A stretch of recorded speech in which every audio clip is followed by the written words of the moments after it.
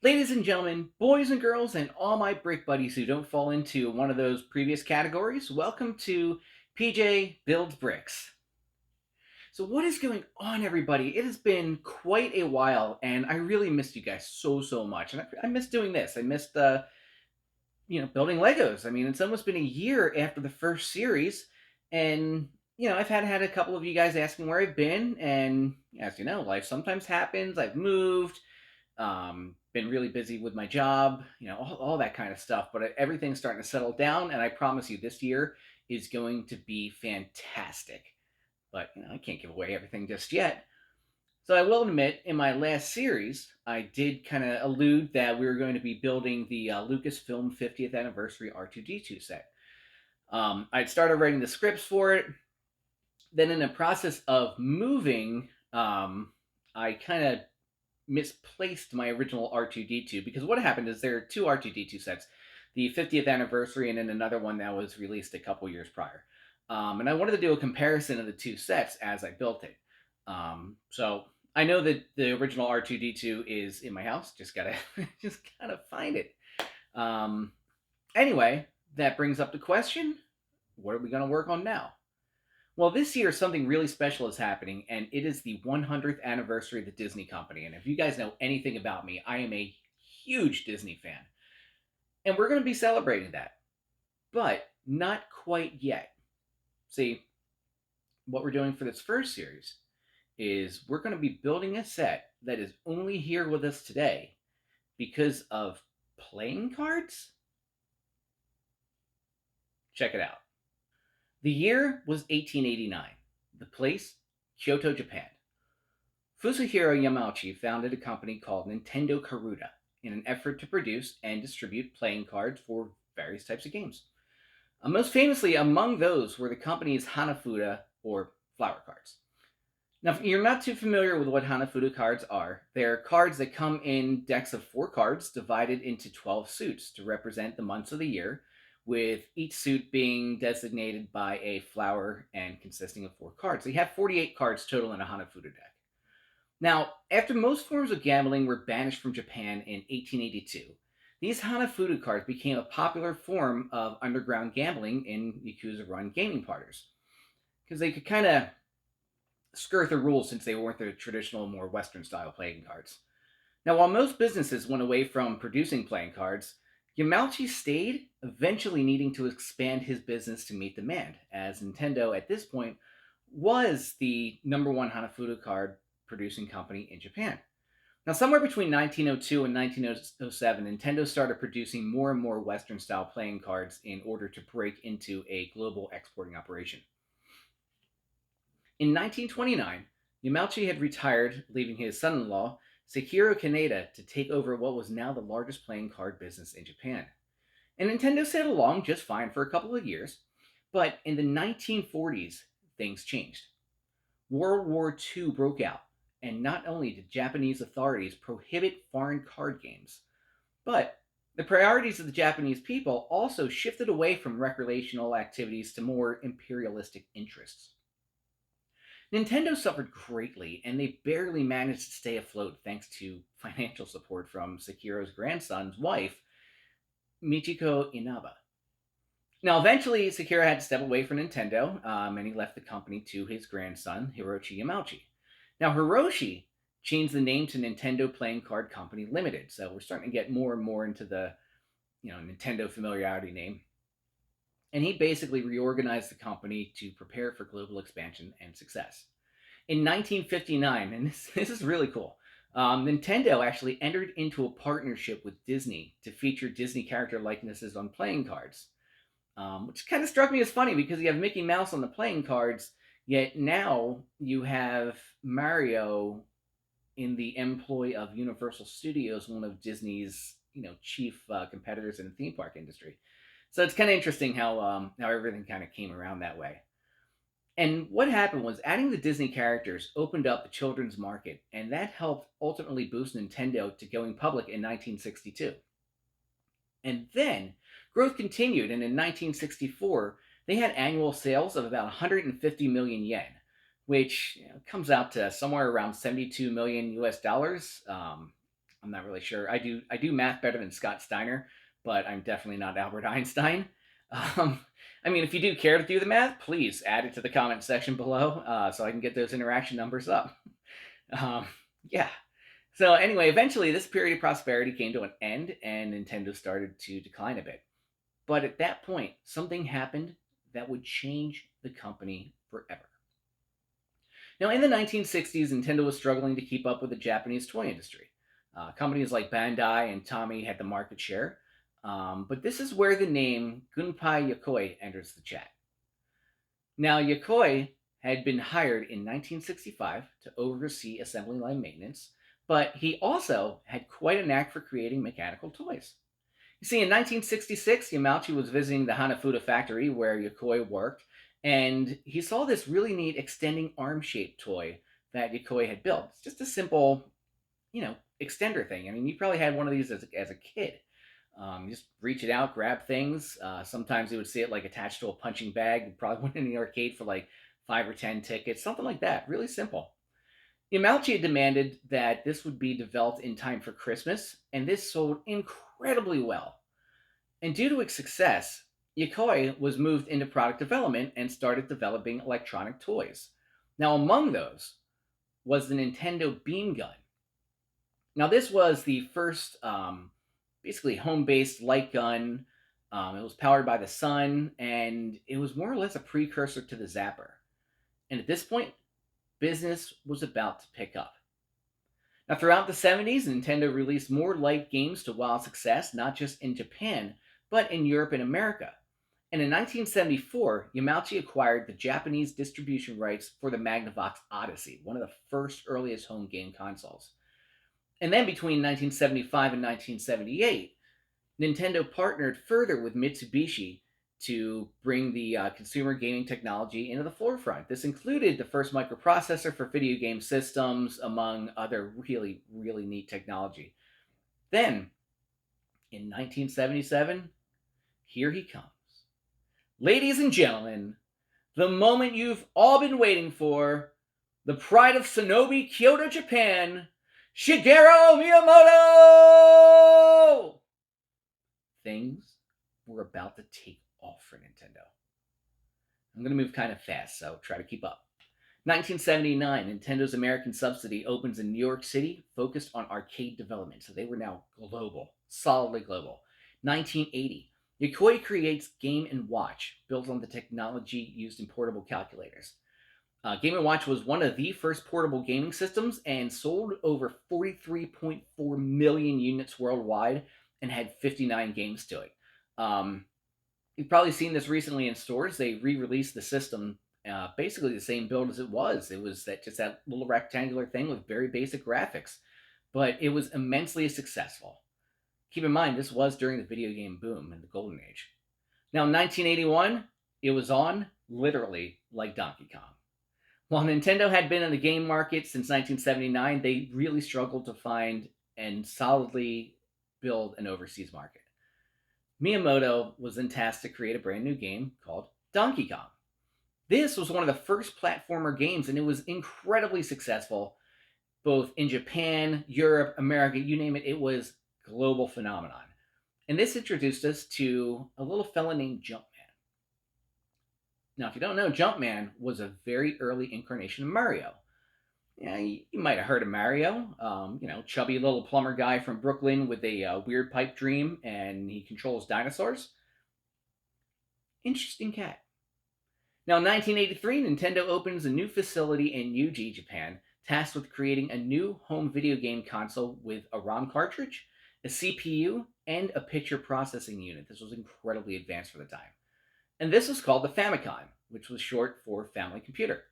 Now, at the beginning, it had home ports of Donkey Kong, Donkey Kong Jr., and Popeye. And in 1984, Famicom actually surpassed the Sega SG-1000 in market share. And this is also when Nintendo adopted their unique guidelines for their games. And this brings us to the totally rad year of 1985. What? No? No? Thanks. Okay, well. American Idol dreams dashed. Anyway, the American video game market had actually crashed by this point, and that's due to a couple of factors, mainly being oversaturation of the market. In 1983 was kind of considered like the tail end of it. I mean, we're talking going from revenue of $3 billion a year to $100 million a year between 1983 and 1985. And I mean, I don't want to point any blame, but I can certainly tell you that a video game featuring a little alien who loves Reese's Pieces definitely did not help this out. So, what was it intended to do? I mean, the plan at this time was to bring the Famicom to the States, but they were worried that it would just kind of blend in with all the other consoles. It looked the same, nothing really made it too incredibly different. It was a top loader system, so you would put the cartridge into the top. It looked like everybody else. So, in order to make the Famicom more palatable to American families, it was completely rebranded as an entertainment system rather than a computer. Now, the cartridges were now known as game packs, and the system was physically redesigned. This Nintendo Entertainment System, or NES, was designed to look like it would fit right in with your VCR, it would fit right in with your VHS tape rewinder, and it would also fit in with your stereo stack. Now, you know the one I'm talking about, right? You know, the giant black one that was like 4 feet tall, speakers on either side. I mean, that thing had so many ways to kill you as a kid. The speaker falls on you, dead. Fingers in an 8-track player that didn't work anymore, electrocuted and dead. You touch the knobs and the dials on the front, you were murdered by your father. Yeah, you're laughing. You know what I mean. We all had that stereo system. Anyway, that being said, here it is. Here, here, here. Here. Hi. Hello. Here it is. Here it is. This is our build this series, the Nintendo Entertainment System. Now, this was such a massive part of my childhood, and I know it's a massive part of many of yours. This entire set consists of 2,646 pieces and is 21 bags, and I am incredibly excited to share more fun info about the system, and especially the thing that makes this really unique among LEGO systems is that you can play a live video game on it. This right here scrolls across the screen. It's really neat. And you know, there's 2 pieces to this set. There's the actual Nintendo Entertainment System right there, and there is an old school console TV. Looking good. So we're going to split this up into 2 halves, of course. The first half is going to be, more about the history, development, and technical information about the Nintendo itself. And eventually, we're going to morph into the lore behind Mario and the Mushroom Kingdom as a whole. But anyway, that's enough of me talking. We need to get down to the world-famous build surface, and we need to crack open our build beverage. Tonight, it's Iron Brew. Scotland's best. You can probably find this in the imported section of your grocery store, and if you've never had it before, I recommend you try it. It's something. That's delicious. Cheers. Let's get to work. All right, guys, here it is. All laid out in front of us, all 21 bags. And one thing I forgot to mention is this thing comes with 2 books, which is really cool, I thought. So we're going to have a lot of fun over the next couple weeks building this into a fully functional game system. It's pretty awesome. But today, we are just going to start small with bag number 1. And there's not too much going on here. There's only 34 steps to it. And what we're going to be doing is just building the simple base of the Nintendo itself to lay out the foundation for what's ultimately going to be the system that will lock the game pack cartridge in place. Let's take a look at what we're working with here. Some Asmar for all you. I really struggle with these. A couple bigger pieces. And of course, we got our brick separator. Don't leave home without it. There we go. Spread these guys out a little bit, and we are going to get to work.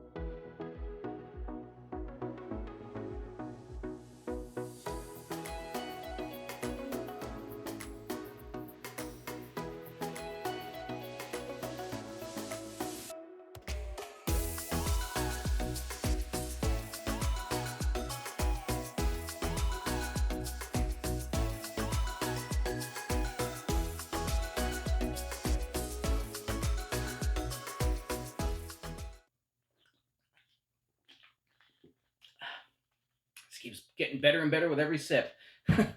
Anyway, there we have it right here. The base of the NES, Nintendo Entertainment System. Now, one interesting thing I wanted to point out here on the base, um, if you ever looked at the bottom of your NES at home, right around here in the center, you would have seen a really strange gray box. My question to you guys is, how many of you had curiosity get the better of you and you broke that little box off? Now, what did you notice underneath that? There was a neat, really cool little like 48 pin connector. Now, Nintendo has never officially said what this was for, but there's a couple bits of speculation, some urban rumors. For instance, on the Famicom system, the controllers were actually hardwired into the system. Where in the Nintendo you can pull the controller out. These were hardwired into the system. So for the Famicom, this little connector functioned as a way to hook up peripherals, third-party controllers, this, that, and the other thing. Some people have also said that this could possibly have been for a modem for online play, which, believe it or not, wasn't incredibly unheard of at the time. You could do some research on that. Atari actually pioneered that sort of technology. There was another system, I forget exactly what it's called, but it was something where you could play video games directly through your cable provider. So that wasn't incredibly unheard of. There was also one, and this is probably one of my favorite urban legends, was that you could stick a Sega Genesis cartridge in here and play the Sega Genesis cartridge through the Nintendo. Now, I'm not really sure how that would happen since this is an 8-bit system and the Genesis was 16. But hey, it's interesting. But we don't know that. What we do know, though, is that the good people over at nesdev.org, who I'm going to be using for a lot of my more technical information about this build, broke down the pin mapping. And looking at it, there's places for joypad inputs, video, audio, power, a few unknown expansion pins. So they've kind of concluded, and I agree with them on this, is that it was a backup plan for Nintendo that was never commercially used. Maybe for peripherals, other various things. So who knows? Part of me also kind of wonders if at one point it was going to be used as a 16-bit expansion pack. Just kind of adding, another 8 meg of RAM to it. For those of you who owned a Sega Genesis, if you guys might remember, there was a attachment that you could put in the Genesis that allowed you to kind of reverse and play games from the Sega Master System. So I wonder if the intent like that was kind of there, sort of like the N64 had that expansion pack. But who knows? The only one who knows is Nintendo themselves, and they are not saying anything. But anyway, guys, that concludes this build this week. I hope you all enjoyed hanging out. I certainly enjoyed hanging out with you guys as well. Don't forget to like, comment, and subscribe, because without you, channel won't grow. So we need it. Anyway, stay tuned. Next week, we're going to be starting to work on the mechanism that will lock the cartridge in place, and I'll have some more cool information about the Nintendo itself. Let's see. What am I forgetting? Oh, right. There is the matter of my sign-off phrase. Now, I will admit that in the last series, I may have offended somebody, and I do need to offer an apology. Specifically, XO Bailey Croc Lover XO. She was kind of upset with my remarks about Crocs, and I apologize. Look, it was a joke, okay? Crocs are comfy. I own a couple pairs myself. It was meant to be funny, okay? So I'm sorry. I apologize from the deepest bowels of my heart. That being said, like, comment, subscribe so you can get notifications about new videos. And until next time, I don't know. I don't know. Don't put your Legos up your nose or something like that. I don't know. I'll come up with something for the next video, I promise. See ya.